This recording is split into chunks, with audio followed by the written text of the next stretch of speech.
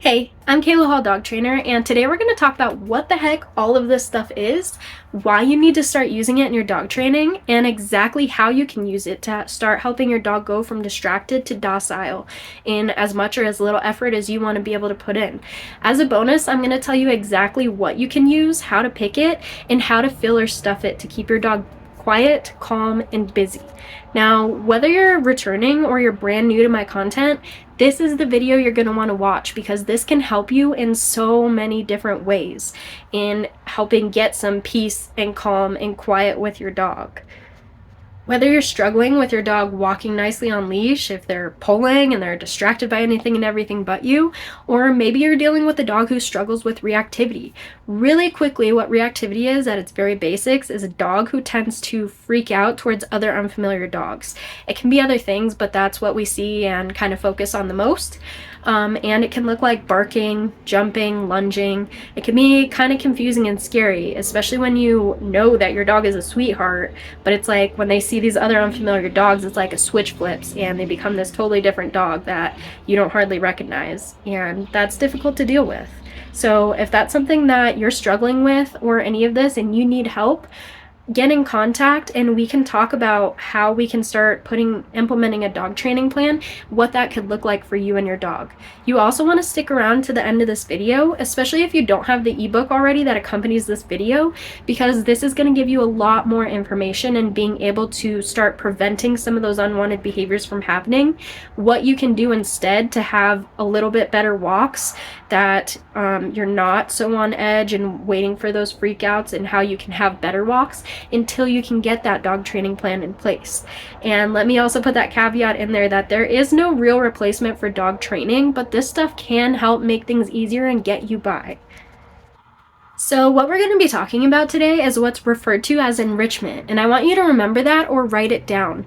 Enrichment for dogs, because I'm going to give you some of the most easily accessible activities that you can do to implement this stuff with your dog, that you can find in most stores that sell dog supply stuff or online. But there are so many different things that you could be able to do with your dog that I won't be able to cover in this one video, but I am going to give you some of the easier and more popular stuff.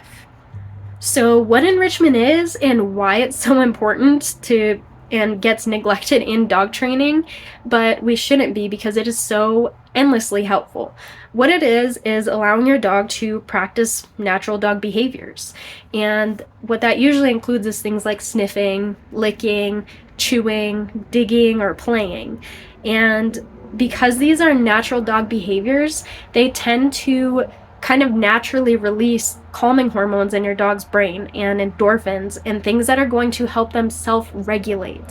What that means, it is going to help your dog learn how to calm down and be quiet and calm for you to be able to have that breath of fresh air that you might not be used to with your dog right now. It also gets your dog's brain working, and if you've experienced jobs that are more mental work heavy, like working with the public, for example, or working on the computer, or even if you've experienced a long drive, you know that sometimes that mental work can be as much, if not more, exerting and expending your energy than physically exerting yourself for a day. It is the same thing with your dog. So it just has this knock-on effect of just building calmness with your dog and keeping their brain busy. And if you're keeping your dog's brain busy, they're not busy trying to find things to fill their time and keep their brain busy, like watching at the window for that dog to go by so they can lose their marbles and bark and stuff like that. This gives them something else to do, because it's one thing to get them to stop doing the behavior, but then what are you going to fill that with instead so they don't feel like they have to find their own job to do? So that's just one of the many benefits and applications, but you can use this in so many different ways, and there are strategic ways to use it. Like if you did just get back from a really crappy walk with your dog that just took it out of you, you don't have any spoons left, you can give them something like an enrichment activity for them to keep themselves calm, quiet, and busy, for you to be able to have a quiet moment to recoup and come back as the dog mom or parent you actually want to come back and show up as. You can use it if you just want to enjoy your dinner without your dog sitting there and mugging you the whole time, or if you have guests coming over, you can give this to keep them in their own little quiet corner and stuff like that, keep themselves busy. Or if walks suck that much, if they are taking more than they're giving, it is okay to put walks on hold or on pause until you can get a dog training plan in place. Now, you don't want to just stop all the activity and movement within their day, so this gives you a way to add some more of that activity and movement back in. One of the coolest things is that you can simply use your dog's normal meals for most of this. You don't have to add calories if that's something you're worried about. And you can also use, if you want to, because if we can have treats, why shouldn't our dogs? But you can use treats if you want. You can go for more natural treats that have less ingredients and that are going to be okay for your dog anyway. It's really up to you and your discretion, but also use your own discretion as well as your vet or nutritionists, because I'm not going to be able to decide that for you, but I will give you some specifics, some ideas what to use to fill this stuff with and what to use. But again, just use your discretion as well as your vet and nutritionists. So one of the most popular and easily accessible things that can be really easy on YouTube, because you can kind of preset this stuff up and stick it in the fridge to be able to pop out and use when it's convenient for you. And I will show you exactly what to use, how to choose the right size, all of this stuff after I show you some of these more basic ones. So we're going to start with kind of your standard treat dispensers. One of the most popular ones is called a Kong Wobble, and it's pretty durable, but the basic idea, and there's so many different varieties of these on the market, so it really doesn't matter, you know, try to find a durable one for your dog, and look at reviews and things like that. So the basic idea is still the same, where you just fill it with either treats or, again, your dog's normal kibble meal that they can, instead of just eating the meal within 30 seconds or a minute, it helps spread it out and it helps get them, they basically push the thing around to get their meal out of it. So they're getting steps in, they're keeping their brain busy, and you might find that they could conk out right afterwards, because it does take that much mental energy and stuff like that. So another thing like that is this. It's called an Orby Tough Snoot. And you pull this out, and same thing, you can fill it with kibble, and then you plop it back in and just plop it on the ground for your dog to push around and enjoy themselves and get some energy out. Again, there are tons of different varieties on the market. This is like a tire, and you just kind of open it up and put the kibble in there, and I think it's an Orby as well. And then you can get as cute as you want with it. This is a pumpkin pie. That's the same thing. You just fill it. And then we have a holy ball. Holy balls are really versatile. I really like them. But again, use your discretion for what's safe for your dog, because the way that I'm going to recommend using it is to stuff it with things like fabrics. You can use old jeans and cut up old jean materials, or even socks. And you can use things like a rag. So I would lay this out and I would sprinkle my dog's kibble on here and simply roll it up. And you can either just stuff this with this, or you can kind of weave it through the holes like that. And you just stuff it until it's full if your dog isn't prone to eating inedible things. Luckily, my dog doesn't have an issue with that. Still, with most any of this, I would use supervision, because freak accidents and things like that happen, and you just want to be safe. But yeah, you can either, if your dog just loves tearing stuff up, it might be rewarding enough to just fill this. You might not need treats or food, but it's also okay to use if that would make it better for your dog, or you just want a new way to feed them and keep them busy and stuff like that. You can put squeakers in here if it's safe for your dog. It's just super versatile. You can give them things to chew on that are safe for dogs. This is what's referred to as a bully stick holder, and there are a few different versions on the market. This is made out of nylabone, so it's kind of a chew itself, but you do need to keep it filed down to keep those sharp edges off and stuff like that. But what its purpose is to stick the bully stick or whatever is okay for your dog through there, and it holds it, so that way your dog isn't swallowing it whole or getting to that last little chunk and swallowing that whole, and it helps in that way. So last but certainly not least, we're going to talk about Kongs, how to use them, what to stuff them with, and things like that. But again, there is a variety on the market, and it's A Kong is a brand, so most people have seen a Kong. It's basically, it looks like a little red rubber cone that has a hole in it, kind of like this, that you can use to stuff things with. And these are basically the same idea. I do have a Kong, I don't have it with me, but this is the same thing. It's just a different shape and things like that. And this thing is the same thing. You use it to fill it. You can even put it in these kind of like little ridges and stuff like that. And then there's this one, which is the same concept. You stuff it with stuff, and this one is meant to freeze. A lot of people do freeze Kongs and stuff like that. I am going to suggest, if this is kind of new to your dog, freezing it kind of ups the difficulty of it, and you might want to wait until your dog is more advanced in being familiar with what's going on with the stuff and how to do it and stuff like that. But that's a really good idea. It helps you extend the life of keeping your dog busy with the Kong, and it's a good summer treat as well. So one more thing before I get into how to pick a Kong and how to stuff a Kong is licky mats. Licky mats are a similar concept. Instead of stuffing it, you are spreading it. And so what I'm gonna give you a number of things that you can use to stuff your Kong. Whether it's wet dog food or whatever, again, use your discretion. But whatever I suggest for that, you can essentially use on this to just spread instead of stuffing the Kong. And these are really great and becoming way more widely available because people are starting to see just how awesome they can be for your dog. All right, so many options. How do we decide what Kong, what to use for our dog, what size, all of this stuff? Well, the first thing you want to look at is the size.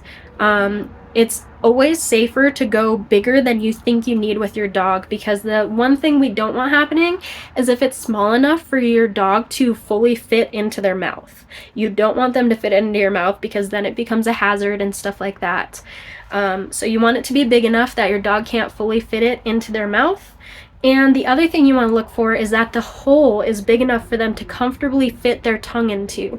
Because if it's too small, it's going to be frustrating, and it's kind of going to do the opposite of what we want it to do, which is to calm your dog down and keep them busy. Because if they're getting frustrated, they're going to give up, they're not going to like it, stuff like that. So it's always safer to go bigger than you think you need. Just for kind of a rough estimate, a lab, I would go for an extra large standard Kong size. And I have a Mastiff. You can kind of see her in the background lounging there because she's had her little sniff walk this morning, and she ate her breakfast out of something like this too. So she gets things with large holes and large things that she can't necessarily fully fit into her mouth. If your dog is brand new and inexperienced with this, you want to start out and make it really simple, really easy, and also really high value so that they really end up enjoying it. That might mean that you take your Kong and at first you just put their kibble in there. And you might put a few really good treats in there. That way when they do get it knocked out, they're like, oh, there's really good stuff in here. And they end up liking it, they're learning how to use it, and things like that. So you're literally just going to plop your kibble in there, or hard treats and stuff like that, and plop it on the ground for them to start to learn how to use it. So I'll put a list in the description as well, but just a few of the things you'll be able to use for some of this stuff would be wet canned dog food. I'm using a mix here it's basically the same as wet dog food. It doesn't look pretty, but it's freeze-dried mixed food, so if you feed raw, you can also treat it almost the same way. Or you can get freeze-dried raw and stuff like that, and make it like the consistency of wet dog food. You could use peanut butter. You need to make sure to watch out since keto has become really popular. Xylitol is a sugar substitute that's becoming more popular in things now. So you want to make sure that that is not in your dog's peanut butter, because xylitol can be toxic for it is toxic for your dogs. It's not spelled the way it sounds. It's spelled like XYLITOL. So do not have any xylitol in anything that you use with your dogs. And of course, as much as you can, you want to avoid sugars, have the most natural ingredients you can, and things like that. But some people don't worry about that as much, but if you do, just watch out for that. So peanut butter, you could use squeezed cheese, you could use Greek yogurt. Again, avoid the sugars. You just want to get plain, no sugar Greek yogurt. Pumpkin is really good for your dog's digestive system and things like that. You don't want to use too much, just like anything else. And same thing, get pure pumpkin with no sugar and stuff like that. For the kibbles and harder kind of treats, you can just use your dog's normal kibble or food and things like that. I really like these Vital Essentials if you're especially first starting out and you need to make it really rewarding for your dog. It's very few ingredients, it's pure ingredients. It's just the salmon that's freeze dried and then mixed tocopherols, which are a preservative, but they're also a vitamin, so they're not on that bad end of preservatives and stuff like that. So you can use that, especially if you're just going to start out with giving your dog their dry food in here. You can sprinkle a couple treats in there. Otherwise, yeah, just any old treat that you deem safe for your dog and that your dog actually likes. You can start out with just putting your dog's kibble in there and adding a dog biscuit in there if it fits. And that can also help. That might be level 2, where you just put your dog's kibble in there, and then the next time you put your dog's kibble in a biscuit, because that biscuit is going to make it a little bit harder to get the stuff out. So that's a nice little bump up to get them to start challenging themselves with it. Otherwise, let's talk about how to stuff the Kong. Especially because Mabel here is excited about this stuff now, and so you might hear her in the background. And some of this, I am going to just pre-prep some of it, but she probably will get one of these because she's being pretty good and she deserves a little treat. So for demonstration purposes, I'm just going to use my dog's kibble, and I'm going to use this, basically it's wet dog food that I've kind of pre-mixed and pre-prepared. Whenever you see me using this, you can basically just replace it with whatever you're going to choose to use for your dog, whether it's peanut butter, Greek yogurt, or whatever. They're all similar consistencies, and so let's get started. Alright, so with most any Kong, you're going to have this hole at the bottom that is to help prevent suctioning. If your dog, got it stuck on their face, basically, and stuff like that. You can leave that open if it makes you more comfortable. Otherwise, you can take what you're using and just kind of plug that hole a little bit. Peanut butter does work better for this. But Mabel's not crazy about peanut butter. So I'm going to start by just putting some kibble in there. If this is your first time, I wouldn't do layers, but because Mabel's kind of used to this stuff, I'm going to do some layers. And I'm going to keep it really nice and thin. If you can see, I am doing 3 different enrichment activities for her, and I don't have that much. So keep the layers kind of nice and thin when you're first starting out. It makes it a little bit easier for your dog, because if you just stuffed it with the sticky stuff, it would actually make it a little bit more difficult. But you can start doing that once your dog's used to it. So then I'm going to put another layer in here, kind of shake it up, and it's almost about full. You don't need to stuff it plumb full. So now I'm just going to put a nice little thin layer at the very top. And it's good to put one at the top because that also gives your dog a little instant gratification and make it worth it for them to keep going and get the rest of the stuff out of it. Alright, so I'm going to do the same thing with this one. Just add some of that kibble in, and some of it's going to fall out. And I think these Kongs are going to go in the fridge so that they're ready for me to use for her dinner time and her breakfast tomorrow.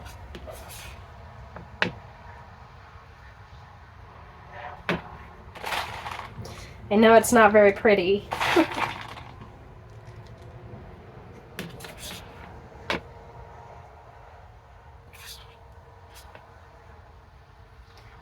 Yeah, I'm just keeping it nice and thin.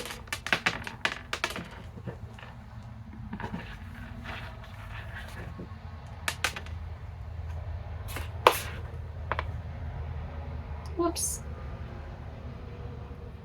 And then you can use a muffin tin to kind of set these up in the fridge and have them nice and pre-made and stuff like that. Just grab and go. And I'm going to show you the licky mat quickly because that's, for one, what I'm going to give Mabel right now. And for 2, so you can see how simple and easy it can be. So I'm not going to put it all, well, maybe. Might as well. Yeah, let's finish it. And then I'm just going to spread it. You don't have to go any further than that if you don't want to, but Mabel has done this a lot, so it can be a little bit more difficult for her. And then might just sprinkle these on there. And there we have it. So there you have it. Like and share the video with anyone you think could benefit from also keeping their dog calm, quiet, and busy. And check the description for resources that I talked about within this video, especially that ebook on how you can implement some more calmness with your dog and make walks a little bit easier and just get some help that can help you right now until you get in contact with me, which I'll also put in there so you can learn what dog training could look like for you and your dog. So that's where Mabel was sitting and waiting patiently while I was getting this ready. And so I rewarded her. She was sitting there and waiting patiently. She didn't whine or anything. And that'll probably take her a while.